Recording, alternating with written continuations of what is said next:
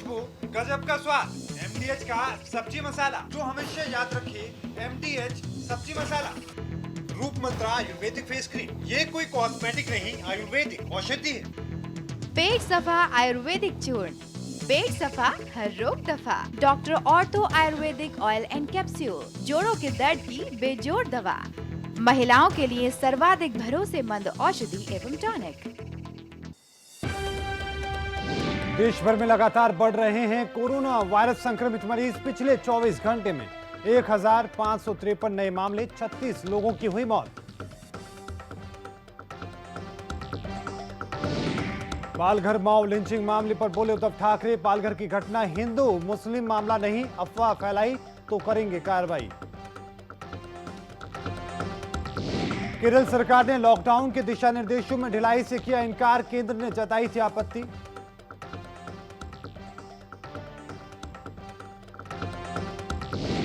और पिता के निधन पर मुख्यमंत्री योगी आदित्यनाथ ने लिखा भावुक पत्र, कहा लॉकडाउन के बाद आऊंगा घर।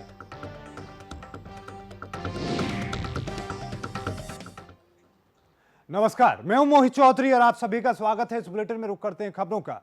महाराष्ट्र के पालघर में जो मॉब लिंचिंग की जो घटना हुई है, उसके बाद मुख्यमंत्री उद्धव ठाकरे निशाने पर हैं। मुख्यमंत्री उद्धव ठाकरे ने प्रेस कॉन्फ्रेंस की और इस मसले पर सरकार का रुख भी सभी के सामने रखा है। मुख्यमंत्री उद्धव ठाकरे ने कहा कि उनकी सरकार किसी भी दोषी को नहीं छोड़ेगी, लोग इस मसले को भड़काने की कोशिश ना करें। आपको बता दें कि मॉब लिंचिंग घटना में भीड़ ने 3 लोगों की पीट कर हत्या कर दी थी। उद्धव ठाकरे ने घटना को लेकर कहा कि हिंदू मुस्लिम जैसा कोई मामला नहीं है। इस बारे में मेरी केंद्रीय गृह मंत्री अमित शाह से भी बात हो चुकी है। आपको बता दें कि महाराष्ट्र के पालघर में 2 संतों की हत्या की गई थी और साथ में एक ड्राइवर की भी हत्या की गई थी। क्या कुछ सीएम उद्धव ठाकरे ने कहा है, आइए सुनवाते हैं। पुलिस क्या कर रही है, सरकार क्या कर रही है, किया ना, कर रहे हैं, हमने किया, किसी को नहीं बख्शा और किसी को भी हम छोड़ेंगे नहीं। वो इसमें मैं सिर्फ कहना चाहता हूं कि जो भी लोग इसमें आग लगाने की कोशिश कर रहे हैं, आग ना लगाए। ये कोई मजहब की बात नहीं है, सिर्फ गलतफहमी जो हुई इस कारण इनकी हत्या होगी, लेकिन इसके बावजूद हम किसी को भी छोड़ने वाले नहीं। मैं फिर से एक बार कहना चाहता हूं, कुछ लोग इसमें आग लगाने की कोशिश कर रहे हैं। ये कोई हिंदू मुस्लिम या कोई ऐसी सांप्रदायिकता इसमें नहीं है। ये हमला जो हुआ है सांप्रदायिकता इसमें है नहीं। ये दुर्भाग्य की बात है, गलतफहमी के शिकार हुए हैं, जो बहुत ही निंदनीय बात है। एक तो मैंने जैसे पहले कहा कि ये जो इलाका है आने जाने के लिए बहुत ही कठिन है, बहुत ही कठिन। जिसे मराठी में कहते हैं ना दुर्गम एरिया, दुर्गम मतलब आने जाने के लिए बहुत ही कठिनाई होती है और वहां जाना भी हो तो दादरा नगर हवेली से आना पड़ता है। उस रात जिस वक्त ये घटना हुई, ये जो साधु थे वो जाना चाहते थे गुजरात, उनको रोका गया। दादरा नगर हवेली जो सिलवासा वगैरह केंद्र शासित प्रदेश है, वहां सीमा पर उनको रोका गया, वहां से उनको लौटाया गया। अब ये कोई चर्चा की बात नहीं हो सकती, अगर मगर में कोई मतलब नहीं है।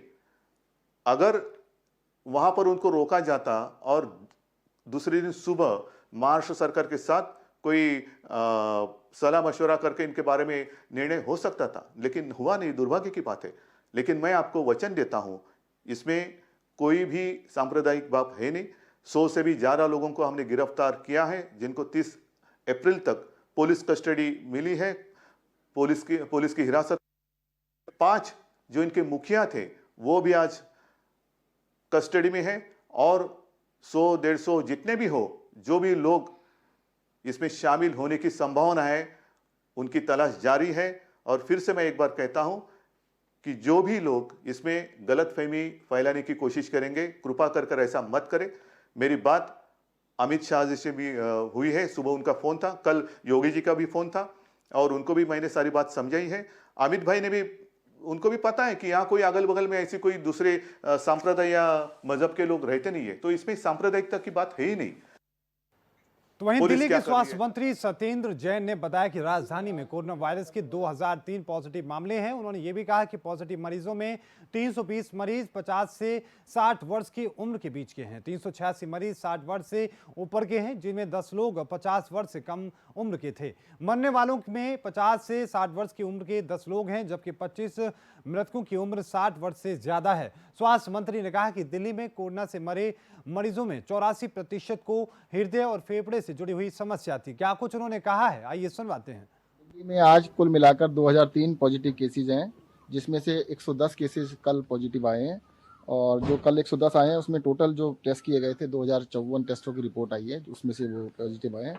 और जितने, मैं आपको एक और चीज़ बता दूं, जितने पेशेंट हैं 50 साल से कम उम्र के, उसमें 1283 लोग हैं। 50 से 60 के बीच में 320 हैं और 60 साल से ऊपर 386 लोग हैं।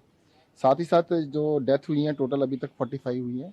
45 में से 10 डेथ 50 साल से कम उम्र के लोग हैं, 10 50 से 60 के बीच में और 25 60 साल से ऊपर है। तो यानी 56% जो है 60 साल से ऊपर के लोगों का आता है। दूसरा, इसके अंदर जितने जो टोटल डेथ हुई हैं 84%, 84% टोटल 38 लोग ऐसे थे जिनको कोई गंभीर बीमारी साथ में और थी, जैसे फेफड़ों की बीमारी है, हार्ट डिजीज है या कोई सीरियस बीमारी थी। 84% लोग ऐसे थे। और जो इसमें से अभी हमारे पास पेशेंट हैं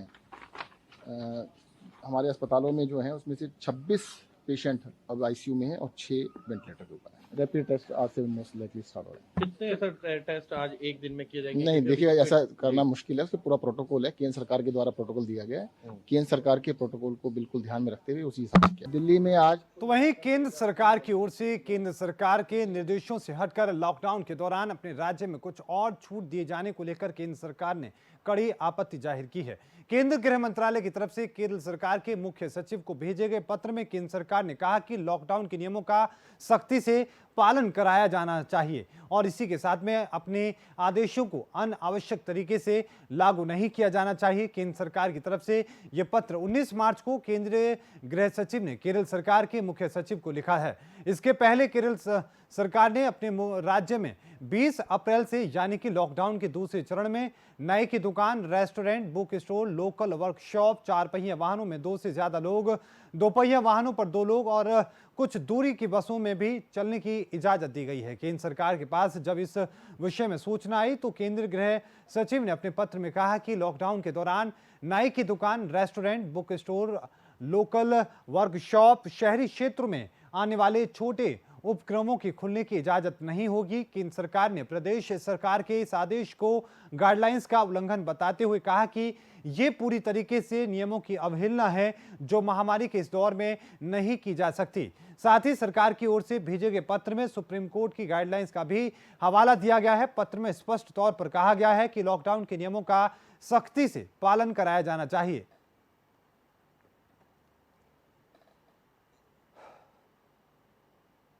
पूरी दुनिया इस समय जानलेवा कोरोना वायरस से जूझ रही है। आपको बताएं कि वैश्विक स्तर पर अब तक 1,65,000 से ज्यादा लोगों की मौत हो चुकी है।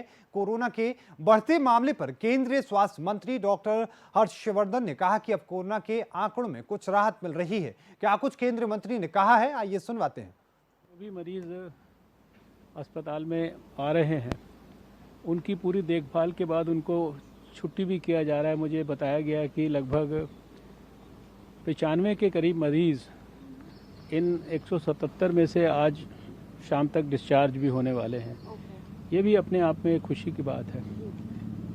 इसी परिप्रेक्ष्य में ये मैं कहना चाहूँगा कि पिछले जो कुछ दिनों से हम लोग जो अपने डाटा का एनालिसिस कर रहे हैं वो भी हम लोगों को बहुत संतोष देता है।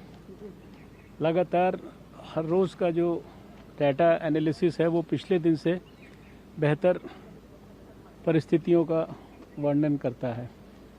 हमारा जो पेशेंट्स के संदर्भ में जो ग्रोथ रेट है या जिसको आप डबलिंग रेट अगर कहें, तो अगर वो हम लास्ट 14 डेज़ का जब कैलकुलेट करते हैं तो वो 6.2 था। लास्ट 7 डेज़ का जब हमने कैलकुलेट किया तो वो 7.2 हो गया। और आज जब हम आखिरी 3 दिन का कैलकुलेट करें तो ये 9.7 हो गया। ये अपने आप में बहुत अच्छा है।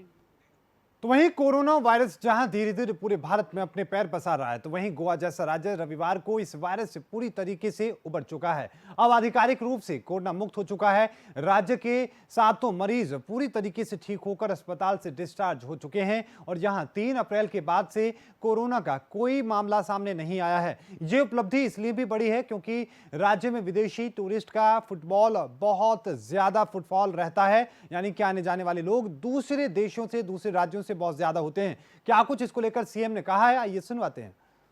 कि गोवा में 0 केसेस कोविड के आफ्टर द 3 अप्रैल एक भी पॉजिटिव केस नहीं मिली है और लास्ट पेशेंट जो था वो आज नेगेटिव आ गया है। मुझे अनाउंस करते वक्त कि गोवा में एक भी इस वक्त पॉजिटिव पेशेंट नहीं है, बहुत खुशी की बात है। मैं कॉन्ग्रेचुलेट करता हूँ हमारी पूरी कोविड हॉस्पिटल की टीम कि जिन्होंने इसका बहुत बड़ा काम किया और सभी जितने 7 पेशेंट्स थे हमारे यहाँ पे, जो 6 पेशेंट्स जो फॉरेन कंट्री से यहाँ पे आए थे और एक पेशेंट जो उनका एक पेशेंट का भाई था, वो सभी के सभी ट्रीट हो चुके, सभी के सभी अभी at present in the institutional quarantine centre और एक पेशेंट जो है वो कल इंस्टीट्यूशनल क्वारंटाइन सेंटर में जा रहा है और वो भी नेगेटिव हो चुका। गोवा ने आज तक means from the 22nd the Janata curfew से आज तक यानी बहुत अच्छी तरह से मेहनत की है। सभी जगह कोविड हॉस्पिटल एस्टाब्लिश कर दिया, पैथ लैब एस्टाब्लिश कर दिया और सभी अच्छी तरह से यानी बॉर्डर सील से लेके सभी जगह पे बहुत अच्छा काम कर दिया है। वन ऑफ द अचीवमेंट इधन हमने जो सर्वे पूरे स्टेट में घर घर सर्वे कर दिया। मैं पूरे सर्वे टीम की भी मैं अभिनंदन करता हूँ, इन लोगों ने भी बहुत अच्छा काम कर दिया है। हमारा पुलिस डिपार्टमेंट जिन्होंने बहुत अच्छा काम कर दिया है। आज भी हम गोवा के पूरे बाउंड्री सभी सील कर दिए हैं और कोई गोवा में बाहर का आदमी कोई यहाँ पे नहीं आ सकता है। इसी तरह से इन सभी के वास्ते हमारे हेल्थ डिपार्टमेंट के सभी के वास्ते हम आज 0 केसेस गोवा में कह सकते हैं। बड़े गर्व की बात है हमें ये कहते वक्त कि आज हम 0 केसेस स्टेट बोल के अनाउंस कर सकते हैं। फिर भी मैं सभी लोगों को आह्वान करता हूँ कि सोशल डिस्टेंसिंग मेंटेन रहे।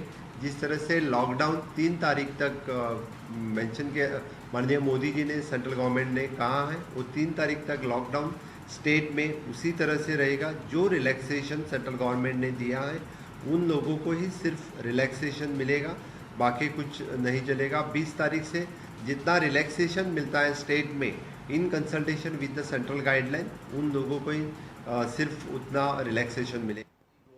कोरोना वायरस का कहर पूरी दुनिया में जारी है। हर रोज आंकड़ों के ग्राफ में तेजी से इजाफा हो रहा है। अब तक दुनिया भर में 24 लाख से ज्यादा लोग कोरोना वायरस से संक्रमित हो चुके हैं। वहीं जानलेवा वायरस से 1,65,000 से ज्यादा लोगों की मौत हो चुकी है। अमेरिका इस महामारी से अब सबसे अधिक प्रभावित देश है। अमेरिका में कोरोना वायरस संक्रमण से मरने वाले लोगों की संख्या 40,000 को पार कर चुकी है और अब तक 7,63,832 संक्रमण के मामले सामने आ चुके हैं। कम से कम 71,003 मरीज स्वस्थ हो चुके हैं और इसी के साथ में अमेरिका में के न्यूयॉर्क महामारी का अब केंद्र बनकर उभरता नजर आ रहा है।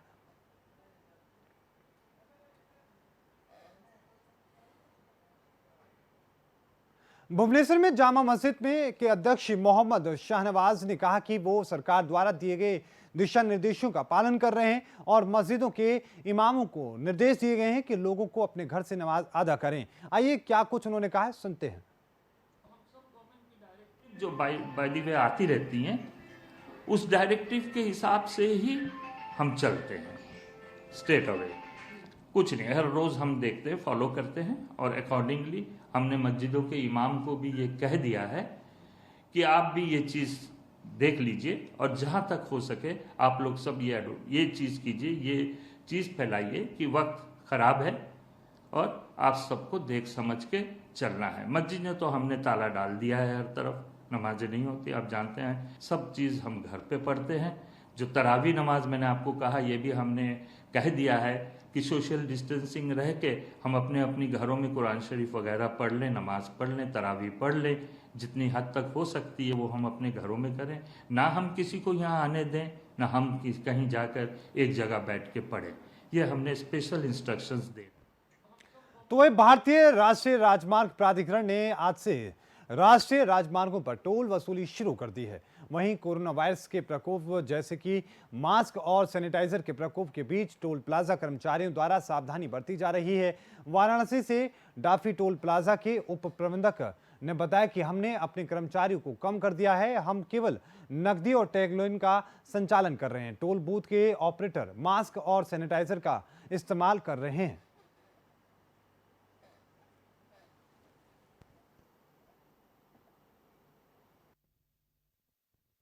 सावधानी देखिए सर, पहले तो हमारा स्टाफ जो है बहुत कम है, 33% स्टाफ हमारा है। एक तरफ से हम 2 लेन चला रहे हैं सिर्फ, और दूसरी बात यह है कि अपने जितने भी टोल कलेक्टर है जो बूथ में बैठते हैं उनको हर 2 घंटे में सैनिटाइजेशन का भी है, उनको ऐसे भी ग्लव्स, उनका जो मेन होता है, मास्क के बिना हम लोग नहीं ले रहे हैं, कैप उनको दिया गया प्रॉपर। और कोशिश ये की जा रही है कि जितना कम हो सके पहले तो डिस्टेंस बना के रखें रोड यूज़र से भी और हर इससे भी, और इनका प्रॉपर चेक भी होता है जब ये आते हैं लोग शिफ्ट में।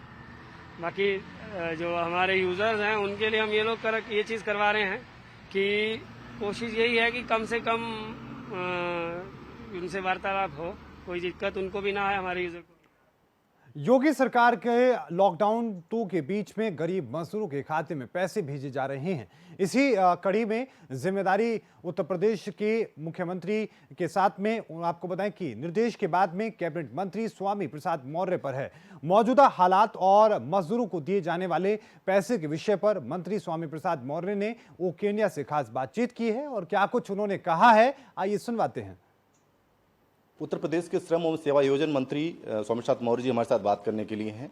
सबसे बड़ी बात यह है कि जिस तरह से उत्तर प्रदेश में भी लगातार लॉकडाउन चल रहा है और ऐसे में जो लगातार मजदूरों की बात की जाए, प्रदेश सरकार ने संकल्प लिया है कि उन मजदूरों के साथ हम खड़े हैं और इस संकट घड़ी में उन्हें भूखा नहीं सोने देंगे। ऐसे में मंत्री जी भी लगातार ऐसे लोगों के लिए काम कर रहे हैं और लगातार उन लोगों को संपर्क कर रहे हैं कि कैसे उन तक जो सुविधाएं हैं सरकार की पहुँचाई जाएँ। हम सीधे उनसे बात करेंगे। मंत्री जी, इस समय जो प्रवासी मजदूर हैं उनको लेकर एक बड़ा सवाल खड़ा हुआ है, आखिर उन लोगों के लिए क्या कहेंगे आप?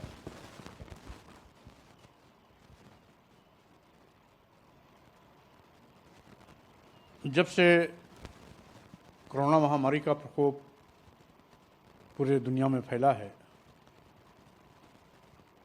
इस कोरोना महामारी को शिकस्त देने के लिए जहां माननीय प्रधानमंत्री जी ने बिना समय गंवाए समय रहते जनता इमरजेंसी, लॉकडाउन, फिर पुनः लॉकडाउन को 3 मई तक बढ़ाने का कार्य का निर्णय लेकर के पूरे भारत को बचाया, भारत के 130 करोड़ जनता को बचाया, वहीं पर उत्तर प्रदेश के माननीय मुख्यमंत्री योगी आदित्यनाथ जी ने आसन्न कोरोना महामारी के प्रभाव को देखते हुए उससे पीड़ित और प्रभावित लोगों को हर स्तर पर आर्थिक सहयोग देकर के उनके जीवन यापन की व्यवस्था सुनिश्चित की। मनरेगा मजदूर हों, निर्माण मजदूर हों या दिहाड़ी मजदूर हों, सबके खाते में 1,000 रुपया की आर्थिक सहायता देने का निर्णय लिया। जितने पेंशन भोगी हैं, वृद्धा पेंशन के लाभार्थी हों, दिव्यांगजन पेंशन के लाभार्थी हों या निराश्रित विधवा महिला पेंशन के लाभार्थी हों, सबको 2-2 महीने का इकट्ठा पेंशन करके 1,000 रुपया उनके लाभार्थियों के खाते में भेजना शुरू किया। इसी प्रकार से अंत्योदय कार्ड धारक हों या बीपीएल कार्ड धारक हों, सभी को निःशुल्क 3 महीने तक अनाज देने की सुविधा की। और रही बात जहां ऐसे प्रवासी मजदूर जो उत्तर प्रदेश के हैं, कहीं और फंसे हुए हैं, आज कोरोना महामारी के चलते बेरोजगारी का उनको सामना करना पड़ रहा है, तो ऐसे लोगों को माननीय मुख्यमंत्री जी ने उत्तर प्रदेश में किस तरीके से रोजगार से जोड़ा जाए, उनको काम कैसे उपलब्ध कराया जाए, इसके लिए कृषि उत्पादन आयुक्त के अध्यक्षता में एक कमेटी का गठन हुआ है। और हम समझते हैं कमेटी के निर्णय आने के बाद जिस तरीके से अभी हर मौके पर माननीय मुख्यमंत्री जी ने बढ़ चढ़ करके सबसे पहले, देश में सबसे पहले उत्तर प्रदेश के माननीय मुख्यमंत्री योगी जी ने कोरोना महामारी से पीड़ित और प्रभावित लोगों को भरण पोषण की, स्वास्थ्य की, सुरक्षा की, खाने पीने और भोजन की चिंता की। उसी प्रकार से प्रवासी मजदूरों के लिए भी कोई न कोई रास्ता निकलेगा। ये माननीय मुख्यमंत्री की चिंता है, तो इस पर भी कोई न कोई सकारात्मक रास्ता आएगा। ये है हमारे साथ वरिष्ठ मंत्री स्वामी प्रसाद मौर्य जी। साफ तौर से जब भी संकट के दौर आया है, लगातार वो ऐसे ही लोगों के साथ खड़े होते रहते हैं और लगातार उन लोगों के लिए उनके साथ साथ मदद भी करते रहते हैं। अब जिस तरह की संकट का दौर है, ऐसे में एक बार फिर उनका एक मानवीय चेहरा एक बार सामने आया है। कैमरा संजय ओम पांडे, ओके इंडिया, लखनऊ। तो वहीं लखनऊ के कमिश्नर मुकेश मेश्राम ने लखनऊ विकास प्राधिकरण द्वारा चलाए जा रहे कम्युनिटी किचन का औचक निरीक्षण किया है। कमिश्नर ने बताया कि लखनऊ विकास प्राधिकरण द्वारा 5 कम्युनिटी किचन चलाए जा रहे हैं। यहां पर साफ सफाई और भोजन वितरण की उचित व्यवस्था है। कम्युनिटी किचन में सीसीटीवी कैमरे लगाए जा चुके हैं और भोजन वितरण में लगे कर्मचारी लगातार सोशल डिस्टेंस और सुरक्षा को लेकर सजग हैं। इस मौके पर एलडीए के उपाध्यक्ष शिवाकांत द्विवेदी, संयुक्त सचिव ऋतु सुहास, अधिशाही अभियंता, तहसीलदार सहित लखनऊ विकास प्राधिकरण के तमाम अधिकारी और कर्मचारी मौजूद रहे। वहीं इस दौरान कमिश्नर मुकेश मेश्राम से हमारी संवाददाता ने खास बातचीत की है। लखनऊ विकास प्राधिकरण द्वारा चलाए जा रहे कम्युनिटी किचन का आज लखनऊ के कमिश्नर मुकेश मेश्राम जी ने स्वयं औचक निरीक्षण किया है। आप देख सकते हैं कि यहाँ पर लखनऊ विकास प्राधिकरण के उपाध्यक्ष शिवाकांत द्विवेदी मौजूद हैं, ऋतु सुहास जो संयुक्त सचिव मौजूद हैं और लखनऊ के कमिश्नर जो है मुकेश मेश्राम जी आज यहाँ पर पहुँचे हैं और यहाँ के और जो किचन चल रहे हैं उसका इन्होंने औचक निरीक्षण किया है। हम सर से बात करना चाहेंगे और बात करने की कोशिश करेंगे कमिश्नर साहब से कि औचक निरीक्षण में क्या निकल कर आ रहा है।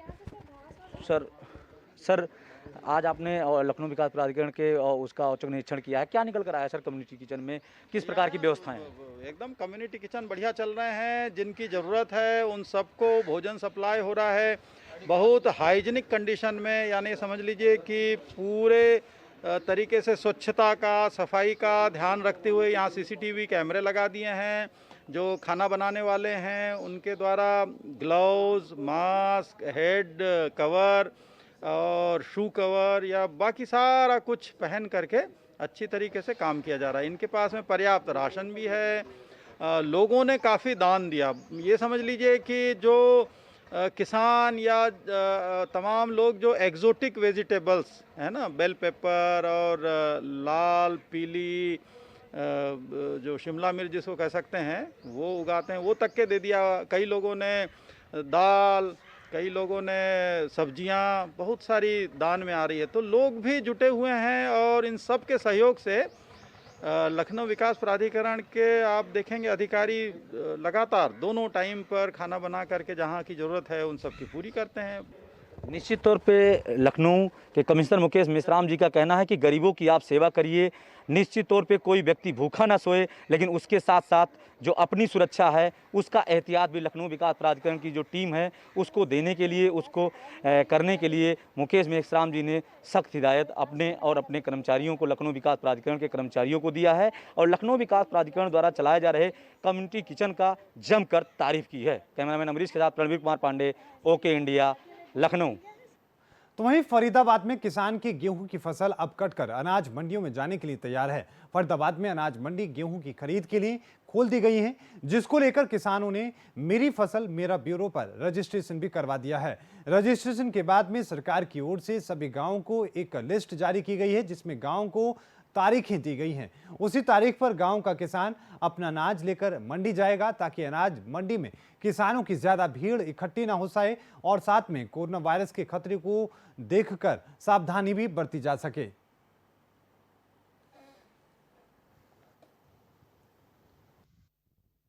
कि हमारी कोई दिक्कत तो नहीं है। मेरी फसल मेरा ब्यौरा और करीब करीब सभी लोगों ने वो करा दी है।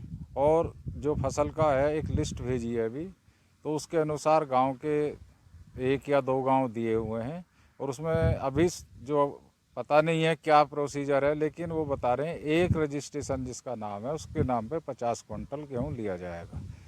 और इसलिए कि भाई मंडी में भीड़ कम से कम रहे और किसान भी इस बात से खुश हैं कि भाई भीड़ ना रहे।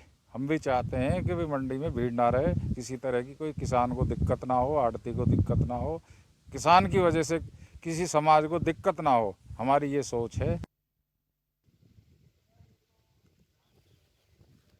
तो वहीं कोरोना संक्रमण के बढ़ते खतरे के बीच में लॉकडाउन का सख्ती से पालन कराने और लोगों को जागरूक कराने के लिए हर संभव कदम उठाए जा रहे हैं ताकि अधिक से अधिक लोग घर पर रहकर अपने आप को सुरक्षित रख सकें। फतेहपुर जिले की पुलिस ने लोगों को कोरोना संक्रमण के प्रति बचाव और जागरूक करने का अनोखा तरीका अपनाया है। इसके प्रति लोगों को सावधान करने और लॉकडाउन का पालन कराने के लिए पुलिस खुद कोरोना और यमराज का सहारा ले रही है। कोरोना और यमराज का वेश धारण करके सड़क पर पुलिस लोगों को डराकर समझाने के साथ साथ घरों में रहने की अपील कर रही है। कोरोना के विषय में हम आप लोगों को संदेश देना चाहते हैं। कोरोना को तो हम स्वयं लेकर जाएंगे, लेकिन उसके लिए आप लोगों के सहयोग की आवश्यकता है। जैसा आप लोगों को नियम कानून बताए गए हैं, अपने घरों पर रहें, लॉकडाउन का पालन अपनावें। कोरोना आप लोगों को कुछ नहीं कर सकता है, क्योंकि कोरोना को लेने के लिए हम स्वयं अपने दूतों को भेज चुके हैं। वो स्वयं लेकर हम इस कोरोना को आपके नगर से चले जाएंगे। लेकिन आप लोग कानून का और लॉकडाउन का विशेष ध्यान रखें। जो लॉकडाउन को तोड़ेगा तो फिर ये मेरा कोरोना उसको नहीं छोड़ेगा। इसलिए कोरोना से बचने का सरल उपाय है, आप लोग अपने घर में सुरक्षित रहें। तो वहीं उत्तर प्रदेश के बदायूं जिले में कोरोना पॉजिटिव के 5 और नए मामले सामने आए हैं, जिन्हें बरेली के हायर सेंटर रेफर कर दिया गया है। सीएमओ डॉक्टर यशपाल सिंह के मुताबिक अब तक बदायूं जिले में 13 केस पॉजिटिव आ चुके हैं, जबकि अब सभी कुछ बचे मामले की रिपोर्ट आनी बाकी है। संक्रमित इलाकों में सैनिटाइजेशन का काम शुरू कर दिया गया है और साथ ही इलाकों को सील करने का काम भी तेज कर दिया गया है। आंध्र प्रदेश के गुंटूर जिले के सत्तेनपल्ली में पुलिस का अमानवीय चेहरा सामने आया है। दवा खरीदने के लिए जा रहे एक व्यक्ति को पुलिस ने जबरदस्त तरीके उसकी पिटाई की, जिसकी वजह से उसकी मौत हो गई। जानकारी के मुताबिक युवक सुबह दवा खरीदने के लिए घर से निकला था, मगर सत्तेनपल्ली के चेकपोस्ट से पास में कार्यरत सब इंस्पेक्टर ने लॉकडाउन के दौरान बाहर घूमने के आरोप में उसकी जमकर पिटाई कर दी। तो वहीं महाराष्ट्र के पालघर जिले में हुई मॉब लिंचिंग की घटना का सोशल मीडिया पर काफी विरोध देखने को मिल रहा है। ट्विटर पर लोग उद्धव ठाकरे की सरकार पर बड़े सवाल दाग रहे हैं। अब ऐसे में बॉलीवुड एक्टर अनुपम खेर ने भी इस हिंसा की निंदा की है। अनुपम के साथ साथ एक्टर फरहान अख्तर ने भी ट्वीट करके कहा कि उपद्रवी भीड़ की समाज में कोई जगह नहीं होनी चाहिए। अनुपम खेर भी इस घटना पर अपनी प्रतिक्रिया देते हुए लिखा कि पालघर में 3 साधुओं की मॉब लिंचिंग होना काफी दुखी हूं और भयभीत करने वाला है।